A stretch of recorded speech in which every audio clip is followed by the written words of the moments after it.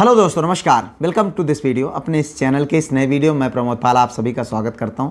मित्र, आपके जो LT GIC के 2025 की जो विज्ञापन आने वाला है उसकी अर्हता को लेकर के आपके मन में बहुत सारे सवाल हैं।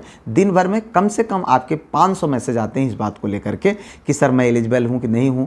इस सारे डाउट को क्लियर करने के लिए मैं एक वीडियो अभी आप लोगों के सामने बना दे रहा हूं, जिसमें जो गजट अभी जो संशोधित गजट जारी हुआ है उस गजट के अनुसार आप क्या किस पद के लिए एलिजिबल हैं कि नहीं हैं। और एक चीज़ मैं पहले क्लियर कर देना चाहता हूं कि अगर आपने एकल विषय से ग्रेजुएशन में, जैसे मान लीजिए सोशल का कम्बिनेशन बनाने के लिए आप जो है इतिहास से, भूगोल से, इकोनॉमिक्स से या फिर पॉलिटिकल साइंस से, किसी भी जो है इस तरीके के सब्जेक्ट से अगर आपने एकल विषय से आपने जो है 2 साल 3 साल की डिग्री ली है तो वो बिल्कुल मान्य है। इंटर में अगर आपने एकल विषय से डिग्री ली है तो मान्य है, उस बात को लेकर के घबराएं नहीं। बाकी आपके सामने ये वीडियो है, आप इसको पूरा देखें। आप देखेंगे आपका सारा डाउट क्लियर हो जाएगा। आइए वीडियो को शुरू करते हैं। साथियों, अपने मोबाइल के आप स्क्रीन पर देख पा रहे हो सरकारी गजट उत्तर प्रदेश का ये जो है गजट है, जिसमें उत्तर प्रदेश लोक सेवा आयोग के द्वारा 2025 की जो जीआईसी की वैकेंसी आने वाली है उसमें जो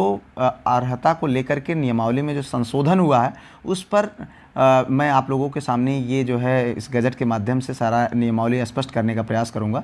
अगर इसमें देखें तो 2 स्तंभ दिए हुए हैं। पहले स्तंभ में ये यानी पुराना है, यहाँ पर आपका प्रतिस्थापित नियम है, जो नया नियम आया हुआ है उस पर बात की गई है। तो अगर आप भारत में विधि द्वारा स्थापित किसी विश्वविद्यालय से आपका जो है इतिहास, भूगोल, राजनीति विज्ञान और अर्थशास्त्र विषय में से कम 2 विषयों में से, इन चारों विषयों में से कोई 2 विषय से अगर आपने स्नातक किया है और 2 में से किसी एक विषय को आपने 3 साल तक किया और कोई एक विषय जो है आपका 2 साल तक भी है, तो भी आप एलिजिबल हैं, कोई दिक्कत आपको नहीं है। उसके साथ साथ आपका बीएड होना चाहिए। अंग्रेजी विषय के अध्यापक के लिए अगर आप देखें, महिला पुरुष का सेम जो है अर्हता है। तो इसमें किसी भी विश्वविद्यालय संस्था से अंग्रेजी साहित्य के साथ स्नातक की उपाधि। अब अंग्रेजी साहित्य को लेकर के आपके मन में बहुत सारे कन्फ्यूजन रहते हैं। देखिए मित्र, अंग्रेजी साहित्य अगर आपकी डिग्री में नहीं भी लिखा हुआ है या आपकी मार्कशीट में नहीं भी लिखा हुआ है, परंतु अगर आपके यूनिवर्सिटी में अंग्रेजी साहित्य चलता है, यानी आपने अंग्रेजी साहित्य की पढ़ाई की है, अगर मार्कशीट में नहीं भी लिखा हुआ है तो भी आप एलिजिबल हैं। वही कैंडिडेट नहीं एलिजिबल हैं जो है अंग्रेजी लैंग्वेज से उन्होंने अपनी स्नातक किया हुआ है। तो अगर ऐसा देखा जाए तो डॉक्टर राम मनोहर लोहिया अवध विश्वविद्यालय फैजाबाद से हमारा भी ग्रेजुएशन है और हमारी भी डिग्री में ही लिखा हुआ है। तो जब हमने जो है काउंसलिंग कराया था उस दौरान हमने ये जो है विश्वविद्यालय के द्वारा लिखवा लिया गया था। उन्होंने लिख करके दे दिया था कि हाँ, अंग्रेजी साहित्य जो अंग्रेजी लिखा हुआ यही अंग्रेजी साहित्य है, आप बिल्कुल एलिजिबल हो जाएंगे, कोई दिक्कत नहीं। उस चीज़ को लेकर के परेशान न हो, क्योंकि इसके लिए आपके बहुत सारे कमेंट और मैसेज आते हैं। उसके साथ साथ आपका बीएड होना चाहिए, आप अंग्रेजी के लिए शिक्षक बनने के जो है योग्य हैं। आगे बात करें गणित सब्जेक्ट के शिक्षक के लिए, तो गणित में अगर आप देखें तो यहाँ पर जो है किसी भी विश्वविद्यालय के द्वारा संस्था से आप गणित विषय के साथ अगर स्नातक है, चाहे वो बीए हो चाहे बीएससी है, आप बिल्कुल एलिजिबल हैं, कोई दिक्कत नहीं। उसके साथ साथ में बीएड होना। यहाँ पर आप देखें स्नातक की उपाधि लिखा है, इससे मतलब नहीं है कि आपने बीए किया है या बीएससी किया है, बीए में भी गणित के विषय मिलते हैं, तो आप यहाँ पर जो है एलिजिबल हैं, कोई दिक्कत नहीं है। आप देखें सहायक अध्यापक विज्ञान विषय के लिए महिला पुरुष दोनों का जो है एलिजिबिलिटी क्राइटेरिया देखें तो इसमें जो है आपका किसी भी विश्वविद्यालय के द्वारा भौतिक विज्ञान और रसायन विज्ञान के साथ स्नातक की उपाधि होनी चाहिए, यानी ग्रेजुएशन, यानी आपका जो बीएससी है उसमें रसायन विज्ञान और भौतिक विज्ञान के साथ में ग्रेजुएशन होना चाहिए।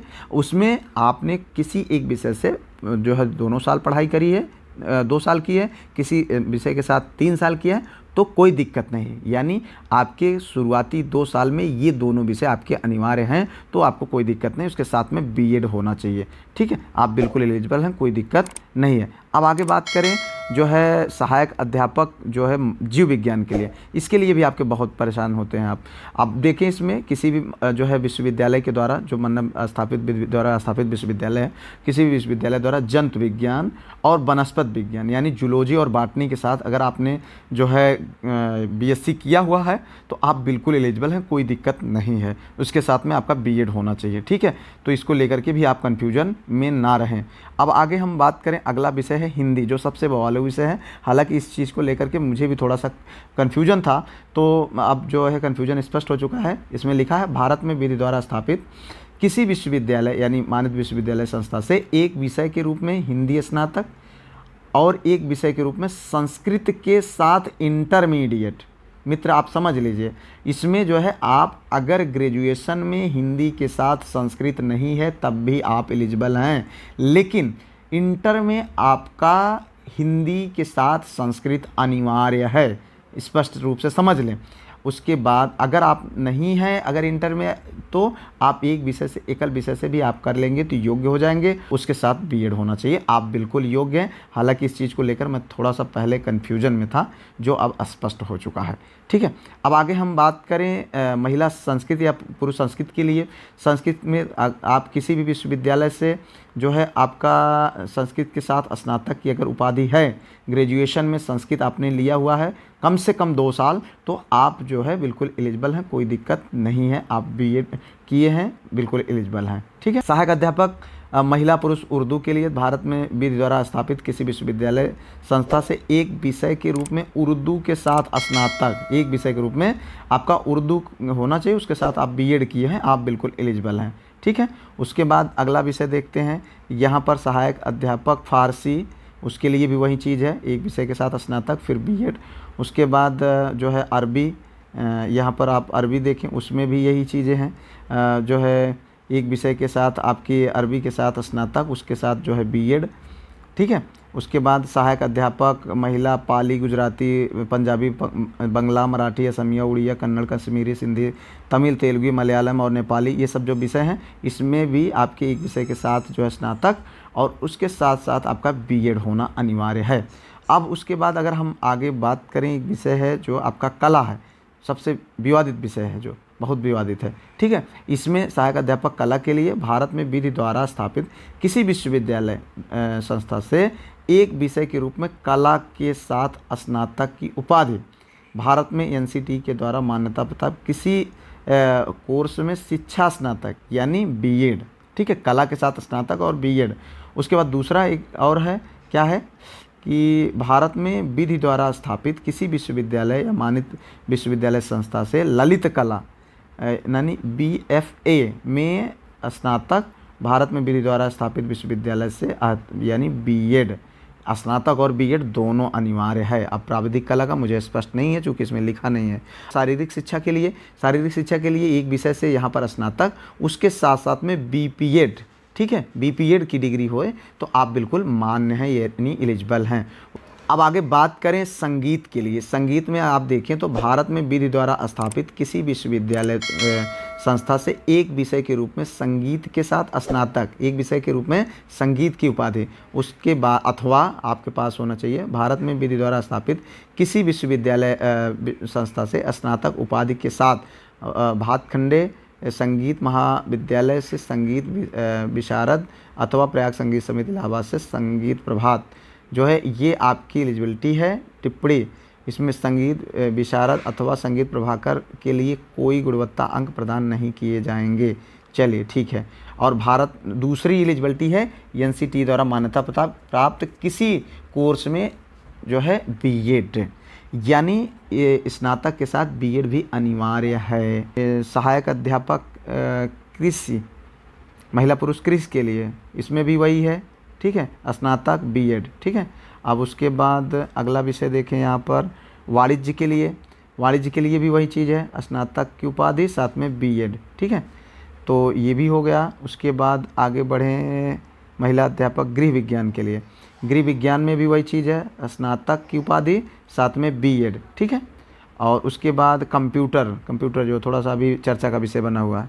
कंप्यूटर में आप देखें इसकी एलिजिबिलिटी चेंज कर दिया गया, पुरानी एलिजिबिलिटी थी। अब जो है भारत में विधि द्वारा स्थापित किसी विश्वविद्यालय मानित संस्था से कंप्यूटर विज्ञान से आपका स्नातक होना चाहिए। जैसे आपने जो है कंप्यूटर से जो भी एलिजिबिलिटी की है उसके साथ साथ आप कंप्यूटर विज्ञान में मतलब अथवा कंप्यूटर विज्ञान में स्नातक हैं, ग्रेजुएशन में आपका कंप्यूटर विज्ञान का सब्जेक्ट है। उसके बाद अथवा जो है कंप्यूटर एप्लीकेशन यानी बीसीए है आपका। ठीक है, उसके जो है एनसीटी से के साथ ये स्नातक स्तरीय कोर्स के साथ स्नातक की उपाधि ये है आपका। ये आप जो है बिल्कुल यही आपकी एलिजिबिलिटी है, जिसको लेकर के आप बिल्कुल भी निश्चिंत रहें। अब आगे आप देखेंगे यहाँ पर एक और एलिजिबिलिटी दिया हुआ है, बीटेक कंप्यूटर में स्नातक और एमसीए, ठीक है, ये सब है, आप एलिजिबल हैं, ये सारी डिग्रियां अगर आपके पास हैं। दूसरा, भारत में एनसीटी द्वारा मान्यता प्राप्त किसी कोर्स में अधिमानी अर्हता के रूप में से, इसमें अधिमानी अर्हता है, बीएड अनिवार्य नहीं है, ठीक है। तो यहाँ पर अब आपका बीएड आप देखें बिल्कुल स्पष्ट हटा दिया गया है। उसके बाद अगला देखते हैं मानव विज्ञान के लिए जो है सहायक अध्यापक पुरुष महिला के लिए, इसमें भी वही चीज़ है, मानव स्नातक साथ में बीएड, ठीक है। तो इसके लिए भी कन्फ्यूजन नहीं है, ग्रेजुएशन में आपका वो विषय है, उसके बाद बीएड आपने कर रखा है, ठीक है। उसके बाद अगला विषय देखते हैं यहाँ पर सिलाई जो है, सिलाई के लिए जो है, तो इसमें भी वही चीज़ है, ठीक है, स्नातक और उसके साथ साथ में बीएड, ठीक है। फिलहाल इस वीडियो में इन्हीं बिंदुओं पर हम चर्चा करनी थी। मिलते हैं किसी और वीडियो में किसी और टॉपिक पर, तब तक के लिए जय Hind, Vande Mataram, best of luck.